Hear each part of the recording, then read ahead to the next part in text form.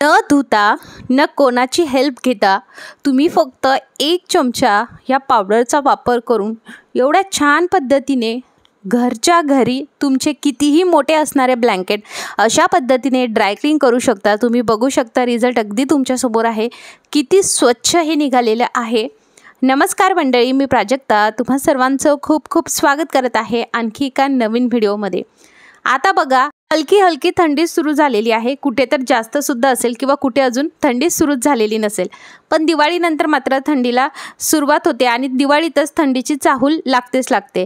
त्यामुळे अशा वेळेस आपल्या घरातील ब्लँकेट्स हे वरती निघतातच, पण बऱ्याचदा हे ब्लँकेट एवढे मोठे असतात की मग हे आपण ना वॉशिंग मशीनमध्ये सुद्धा लावू शकत नाही। त्याचबरोबर धुवायची असेल तर एकट्याने तर ते शक्यच नाही, त्यामुळे कोणाची तरी हेल्प घ्यावी लागते आणि एवढं करून सुद्धा ते व्यवस्थितरित्या आपल्याला पिळता येत नाही। त्याला सुकण्यासाठी भरपूर जे आहे वेळ लागतो, दिवस लागतात आणि मग अशा वेळेस जर ते लवकर सुकलं नाही तरी सुद्धा त्यामधनं वेगळाच असा वास येतो।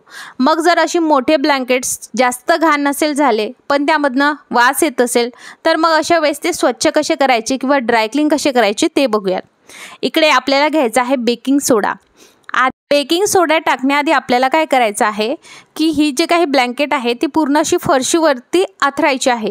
ब्लँकेट जे आहे असं बेडवरती वगैरे ठेवू नका, का तर तेच तुम्हाला समोर सांगणार आहे। पूर्ण ब्लँकेटवरती आपल्याला बेकिंग सोडा टाकायचा आहे। बेकिंग सोडा असा पसरवून टाकायचा आहे आणि 10 मिनटं याला बिलकुल काहीच करायचं नाही, 10 मिनटात तसंच ठेवायचं आहे। आता ते होतंय तोपर्यंत आपण याला लागणारं सोल्युशन तयार करूयात। 10 मिनटं होईपर्यंत आपण इकडे सोल्युशन बघणार आहोत कसं करायचं हे ड्रायक्लीन करण्यासाठी। इकडे तुम्हाला घ्यायचं आहे कोमट पाणी। कोमट पाणीपेक्षा थोडंसं गरम पाणी असायला हवं, अगदी अति थंड पाणी आपल्याला घ्यायचं नाही आहे। तेवढं तुमच्या हाताला सहन होईल तेवढं तुम्हाला गरम पाणी घ्यायचं आहे। आता ज्या पद्धतीने मी इकडे क्लिनिंग सोल्युशन तुम्हाला बनवून दाखवणार आहे किंवा जी प्रोसेस मी इकडे फॉलो करणार आहे, सेम प्रोसेस तुम्ही गादी साफ करण्यासाठी सुद्धा फॉलो करू शकता। 1 चमचा मी इकडे घातलेला आहे मीठ। एक गोष्ट नक्की, गादीवरती जर लहान मुलं तुमच्या घरी असतील, जर त्यांनी सू वगैरे केले असेल, त्याचे डाग असतील, खूप वास येत असेल सूचा वगैरे, तर हीच मेथड तुम्हाला फॉलो करायची आहे। सोफ्यासाठी सुद्धा सेम आहे, तिन्ही गोष्टीसाठी सेम मेथड फॉलो करायची आहे। 1 चमचा इकडे एवढा पाण्यासाठी सफिशियंट होऊन जातं मीठ। त्यानंतर आपल्याला घ्यायचं आहे लिक्विड डेटॉल। मी इकडे त्याच झाकणने अर्धा झाकण इकडे लिक्विड डेटॉल टाकलेलं आहे। जे इन्ग्रेडियंट्स आपण इकडे घालत आहोत ते आपल्या घरामध्ये अगदी इझिली अवेलेबल असतात। मिक्स करून घ्यायचं आहे। आपण यामध्ये बिलकुल लिक्विड डिटर्जंट टाकत नाही आहोत किंवा वॉशिंग पावडर सुद्धा नाही टाकत आहोत। आता इकडे जे आहे कम्फर्ट आपल्याला टाकायचं आहे, जेणेकरून यामधला जो काही एकदम दुर्गंधी येत आहे ती नाहीशी होईल आणि आपण जेव्हाही हे ड्रायक्लीन करत आहोत ते खूप छानरित्या ड्रायक्लीन होईल आणि त्याचा सुगंधसुद्धा अगदी धुतल्यासारखाच येईल। त्यामुळे आपल्याला कम्फर्ट किंवा जे फॅब्रिक सॉफ्टनर तुम्ही वापरत असणार ते आपल्याला यामध्ये टाकायचं आहे। बस आपलं हे सोल्युशन तयार झालेलं आहे, लिक्विड तयार झालेलं आहे। आता जेव्हाही आपण हे करत आहोत, ज्या दिवशी चांगलं कडकडीत असं ऊन आहे त्या दिवशीच तुम्हाला हे करायचं आहे।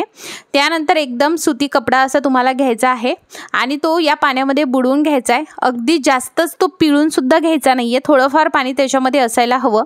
जर तुम्ही गादीसाठी करत असाल आणि सोफ्यासाठी करत असणार तर अति पिळून घ्यायचं आहे, कारण ते सुकण्यासाठी सुद्धा भरपूर वेळ लागतो म्हणून।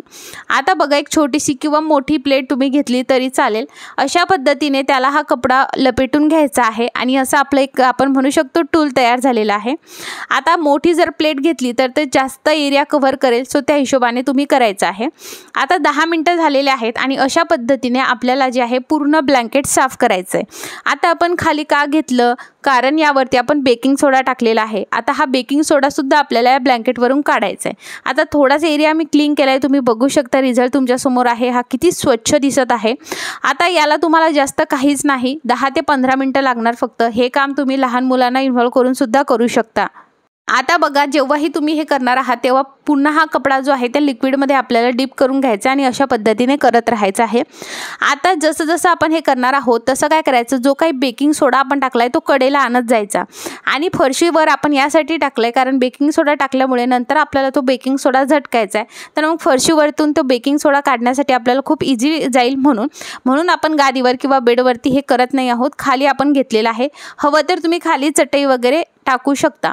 आता अशा पद्धतीने आपल्याला हे पूर्ण साफ करायचं आहे। हा व्हिडिओ मला माहिती आहे तुम्हाला खूप आवडेल, त्यामुळे व्हिडिओला आत्ताच लाईक करा, सबस्क्राईब करा, बेल आयकॉन ऑल करा। नाही आवडला डिसलाईकसुद्धा करू शकता। फेसबुकवर बघत असणार तर लाईक करा आणि फॉलो करा। ड्रायक्लीनला जेव्हा आपण हे ब्लँकेट्स बाहेरसुद्धा देतो तर भरपूर पैसे लागतात। तुम्ही एकदा ही मेथड नक्की ट्राय करून बघा। आता जेव्हाही तुम्हाला अशा पद्धतीने एरिया पूर्ण होत नसेल तर असे छोटे छोटे पार्टिशन करून सुद्धा तुम्ही ही सेकंड मेथड आहे त्याने क्लीन करू शकता। म्हणजेच काय तर अशी छोटी छोटी घडी घालून अर्धा जो आहे तो सेक्शन घ्यायचा किंवा एरिया घ्यायचा आणि क्लीन करायचं। असं केल्याने सुद्धा सोपं जातं। जी मेथड तुम्हाला सोपी जाणार आहे त्या मेथडने तुम्हाला खरं तर हे करायचं आहे। आता जेव्हाही आपण हे साफ करत आहोत तेव्हा जो काही बेकिंग सोडा आहे तो बरोबर अशा पद्धतीने खाली आपल्याला झटकत राहायचा आहे।